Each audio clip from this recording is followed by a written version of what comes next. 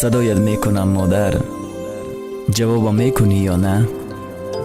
که نوان گشتم این شب، تو یادم میکنی یا نه؟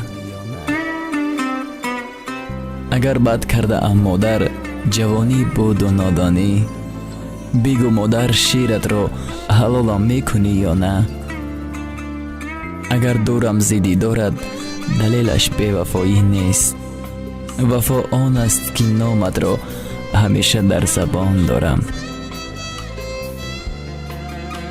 ای مادر جان، زمانه از برت دورم کرد، گشتن رو در غریبی مجبورم کرد. در پیش درت چی سود مستانه بودم، این در بدری خسته و بیمارم کرد. ای مادر جان، دوری تو خارم کرد، تنها غمهای تو خسته و بیمارم کرد. تو پیر شدی و من که نیستم در برت، این درد و علم زندگی بیمارم کرد.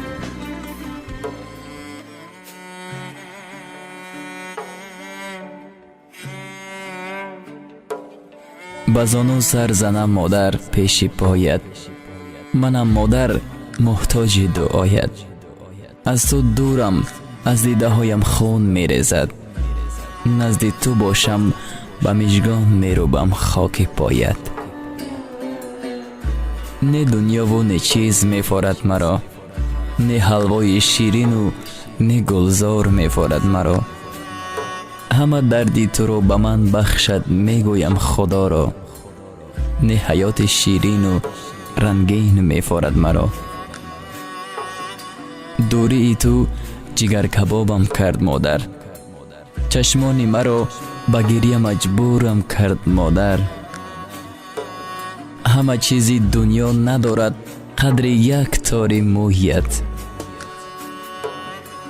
غمی دیداری تو از خنده هم دورم کرد مادر.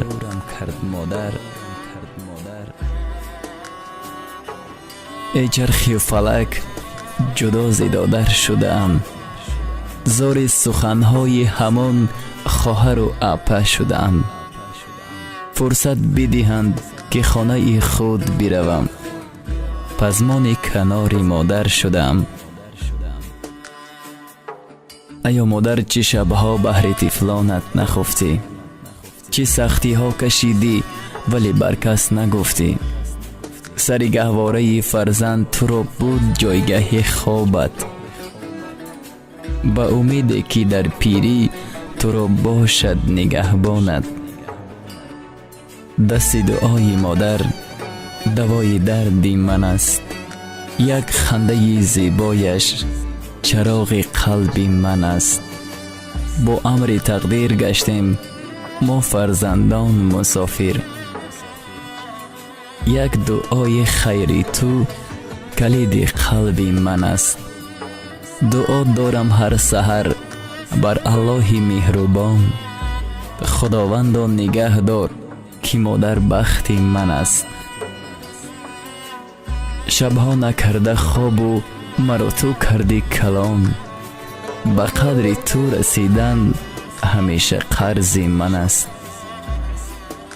در جهان ای دوستان، دلسوزی فرزند مادر است، نور دیده تاج سر در نزد فرزند مادر است.